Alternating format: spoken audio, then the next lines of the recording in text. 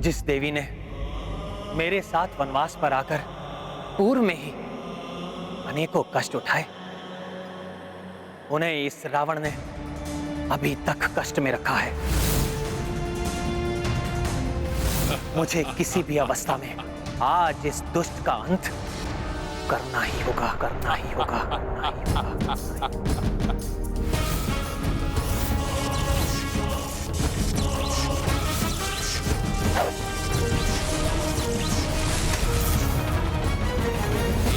धर्म का है शूर, एक दर्पी और क्रूर, दोनों वीर देखो युद्ध में डटे, दोनों वीर देखो युद्ध में डटे।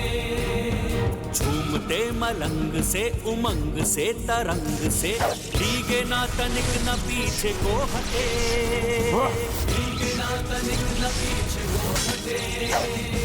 देव भी त्रिदेव भी और सारी सृष्टि भी साक्षियों के रूप में नियुक्त है। धर्म का धर्म से, सत्य का असत्य से, नीति का अनीति से ये युद्ध है, नीति का अनीति से ये युद्ध है। क्या सोचते हो तुम वनवासी, अपने इन बाणों से लंकेश रावण को भयभीत कर लोगे? नहीं, इतना शक्तिहीन नहीं है रावण। ओह, तो भेष बदलकर छल से एक असहाय स्त्री का हरण करने वाले धूर्त राक्षस रावण स्वयं को शक्तिहीन नहीं अपितु शौर्यवान समझता है। यदि हां, तो ये मात्र तुम्हारी भूल है निर्लज्ज, और आज तुम्हें तुम्हारी सभी भूलों का दंड अवश्य मिलेगा।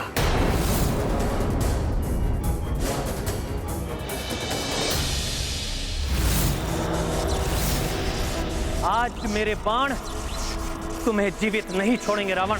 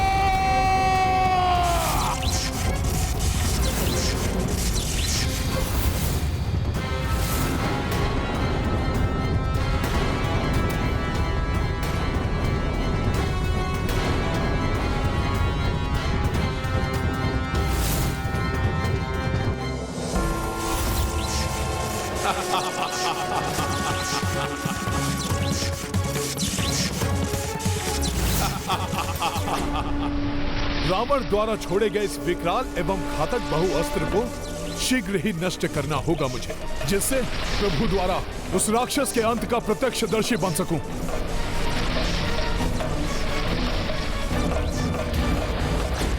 हे प्रभु धन्वंतरी जी, राम काज पूर्ण करने में मेरी सहायता कीजिए। अपने इस महाविकराल अस्त्र को निरस्त कीजिए प्रभु।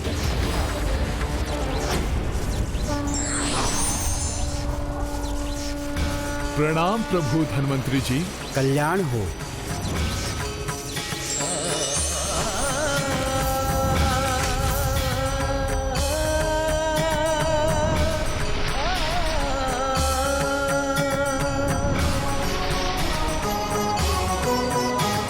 आप मेरी एक ही गुहार पर मेरी सहायता करने आ गए, उसके लिए आपको अनेकों धन्यवाद धन्वंतरी जी।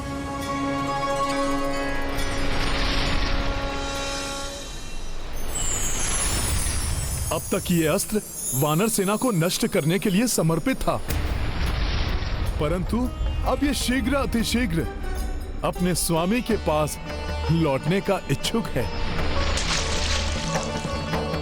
मैं आपका कृतज्ञ हूं।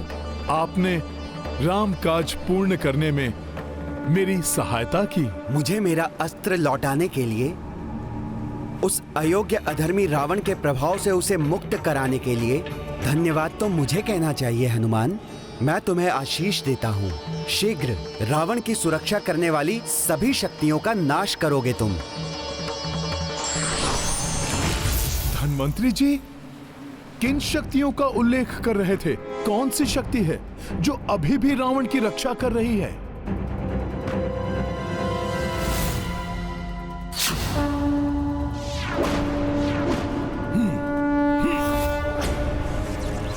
मेरा ये बाण तुम्हें घात करेगा।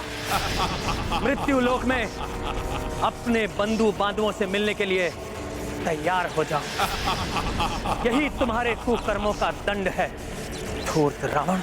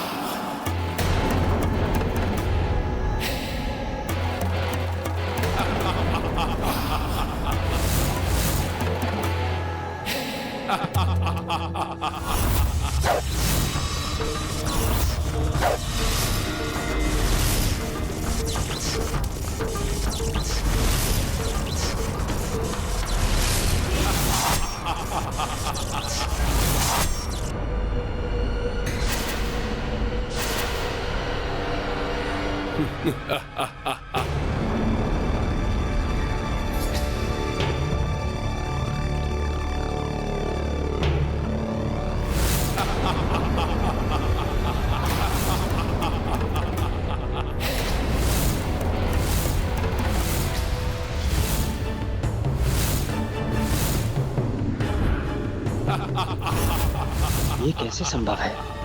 रावण का शीश कट जाने के पश्चात भी पुनः उसकी देह पर उसका मस्तक कैसे प्रकट हो रहा है?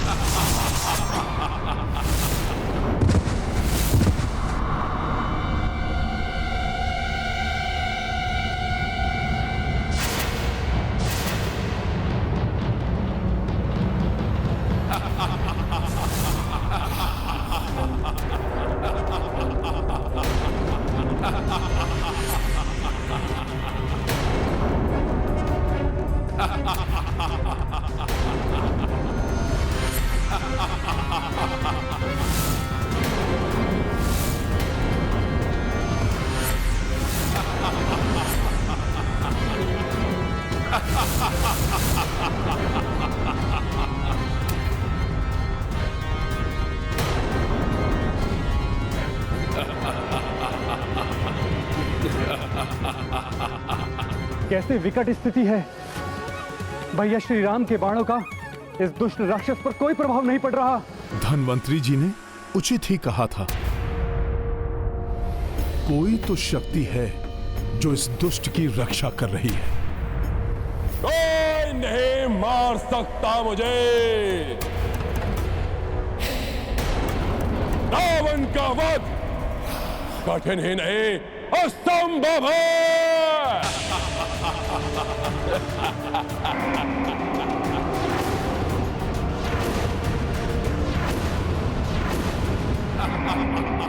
जो भी शक्ति रावण की रक्षा कर रही है उसे भी नष्ट करूंगा मैं। रावण का अंत यदि असंभव है तो उसे संभव बनाऊंगा मैं।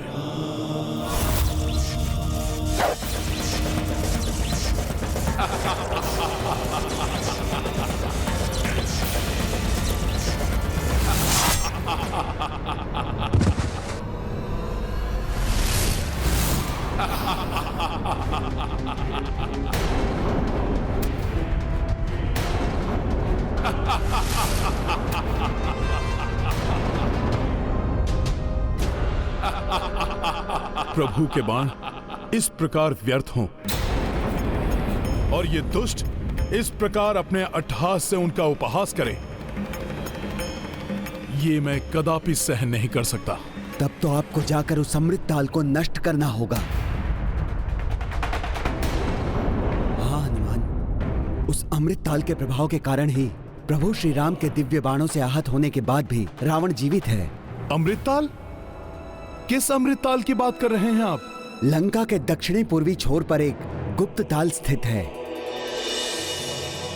जिसका इतिहास समुद्र मंथन के महान प्रसंग से जुड़ा हुआ है। समुद्र मंथन? देवताओं और असुरों ने मिलकर क्षीर सागर का मंथन प्रारंभ किया। हाँ, माता सरस्वती ने मुझे बताया था। देवताओं और दानवों के उस महामंथन के अंत में स्वयं धन्वंतरी जी अमृत कलश लेकर प्रस्तुत हुए थे, जिसको पाने के लिए देवताओं और दानवों में टकराव भी हुआ था। इस अमृत पर असुरों का नहीं, हम देवताओं का अधिकार है। और उसी समय जब देवताओं ने उन लालची राक्षसों से उस अमृत कलश को पुनः प्राप्त कर लिया तो देवराज इंद्र ने उसे जयंत को चंद्रमा पर सुरक्षित रखने के लिए दे दिया। जयंत तुरंत ही उस अमृत कलश को अपने पंजों में दबाकर चंद्रमा की ओर बढ़ चले और निरंतर 12 दिनों तक सूर्य देव, चंद्र देव और शनि देव की शरण में उड़ान भरते रहे। इसी बीच उस अमृत कलश से कुछ बूंदें छलक कर नीचे गिर पड़ी और वो बूंदें लंका में एक ताल में जाकर गिरी, जो ताल पूर्णतः निर्जन स्थल पर स्थित था। उन बूंदों के गिरते ही वो ताल भव्य और मनोहर ताल में परिवर्तित हो गया और उसका पानी जीवन देने वाले अमृत के समान हो गया। और अवश्य ये बात शीघ्र रावण तक भी पहुंच गई होगी। रावण को यह ज्ञात होते ही उसने किसी का उसके समीप जाना ही निषिद्ध कर दिया और स्वयं नित्य उस ताल में स्नान करने लगा।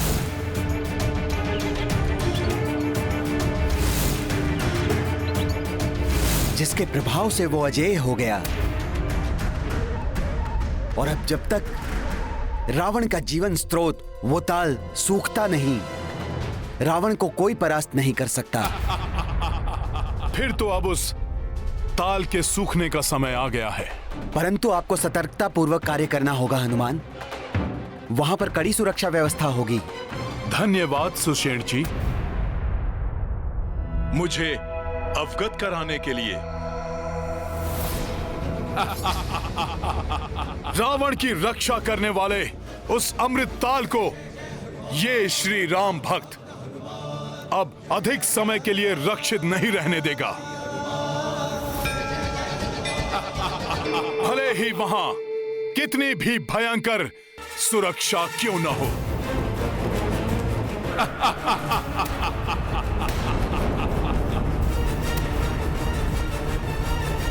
जय श्री राम।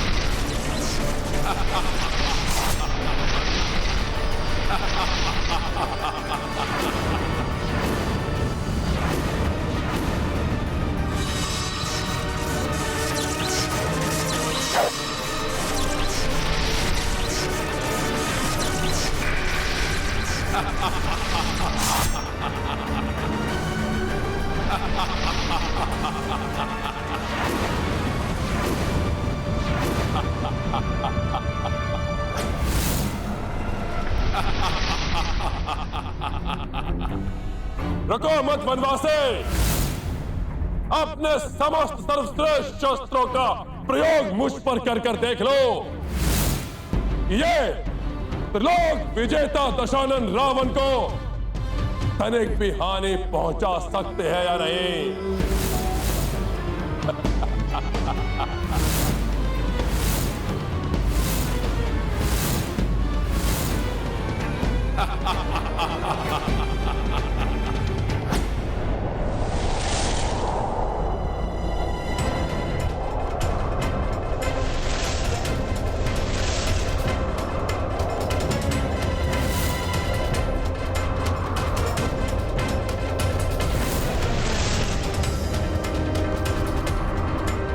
यहाँ के वृक्षों की व्यवस्था पूर्णतः भिन्न है। हो न हो अमृताल यहीं कहीं स्थित है।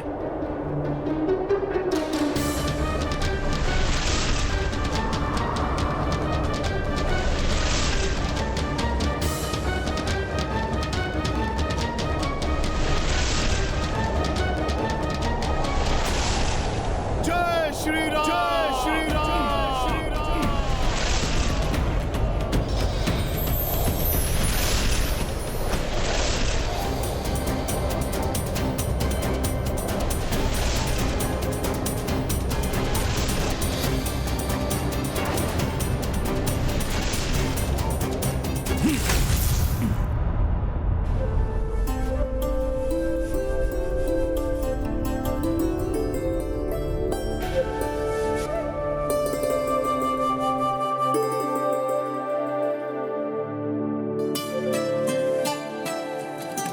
अनुपम सौंदर्य है इस ताल का।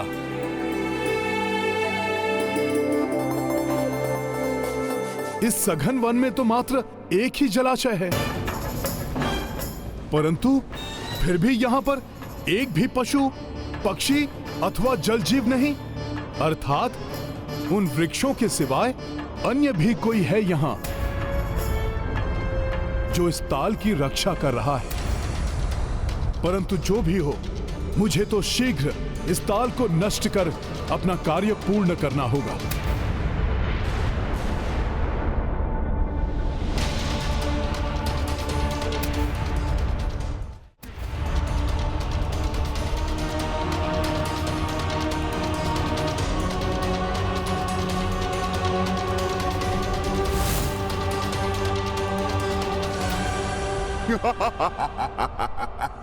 जो करता यहाँ प्रवेश वो नहीं रहता शेष। अंत करूंगा मैं इस दुस्साहसी वानर का।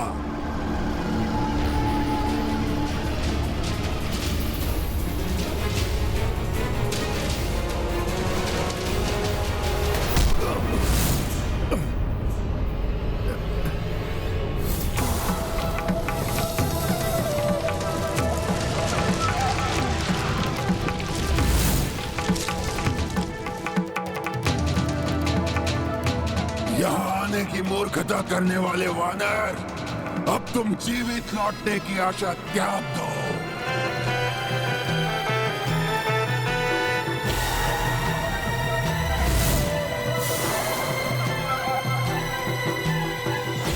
अधर्म अपने बचाव के लिए कितने भी प्रयास कर ले, अंततः धर्म की शक्ति के आगे टूट जाता है। तुम जैसे अधर्मी को नष्ट करने के लिए मैं आज तुम पर तब तक निरंतर आघात करता रहूंगा जब तक तुम्हारा सर्वनाश ना हो जाए। तो अपनी इच्छा पूर्ण कर लो वनवासी। मैं भी देखता हूं कि पहले तुम्हारे बाण समाप्त होते हैं या तुम्हारा साहस।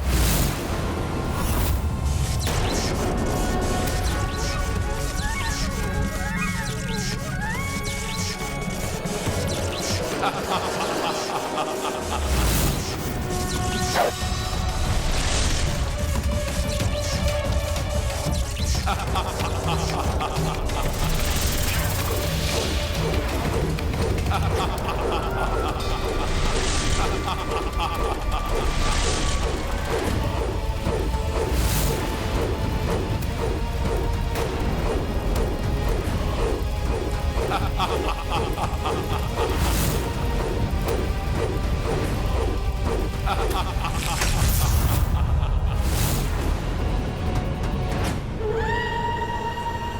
ना तो यहाँ आने का अपना प्रयोजन सिद्ध कर सकोगे और ना ही यहाँ से लौट सकोगे।